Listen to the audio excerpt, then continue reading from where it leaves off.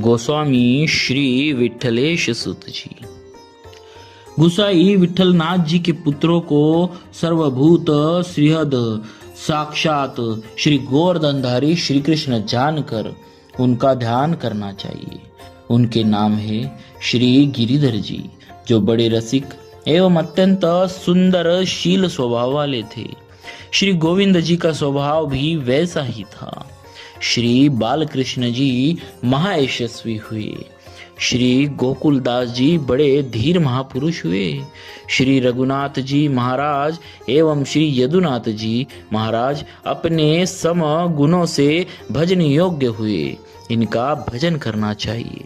श्री घनश्याम जी सदा सर्वदा प्रभु प्रेम में पगे रहते थे, बड़े अनुरागी थे। हृदय में हमेशा प्रभु की स्मृति संजोए रहते थे। ये सातों प्रत्यक्ष ही भगवत विभूति थे। भगवत भजन में परम प्रवीण एवं समर्थ थे तथा श्री कृष्ण की ही भांति ये भी संसार का उद्धार करने वाले थे।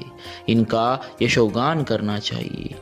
गोसाई श्री विठलनाथ जी के पुत्रों विठलेश सूत का विशेष वर्णन।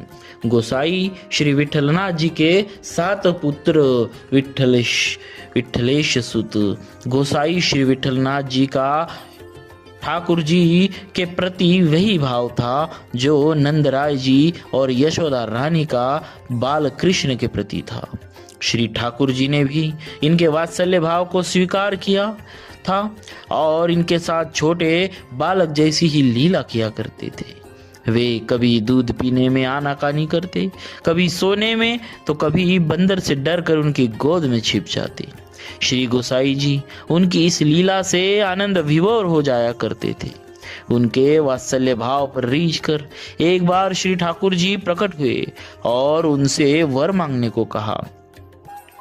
तब आपने वर मांगा कि आपने द्वापर में श्री नंदराय जी को जैसी बाल लीला का सुख दिया एवं उनका आपस में जैसा वात्सल्य स्नेह था, वैसा ही सुख एवं वैसा ही स्नेह आप कृपा करके हमको भी प्रदान करें।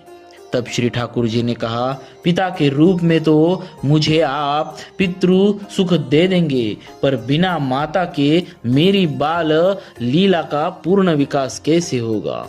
अतः पहले आप मेरे रिक्त मातृपद की पूर्ति करें, फिर आपको परम प्रभावशाली 7 पुत्रों की प्राप्ति होगी।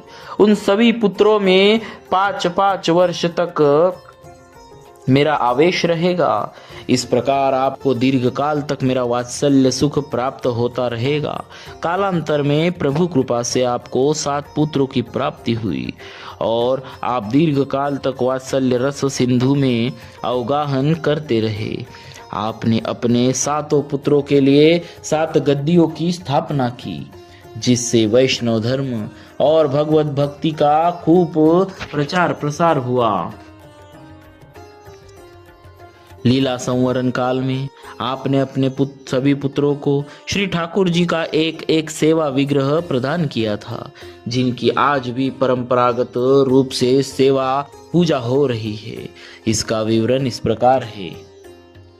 श्री गिरिधर जी को ठाकुर मथुरेश जी, जो इस समय यतिपुरा में विराजमान है।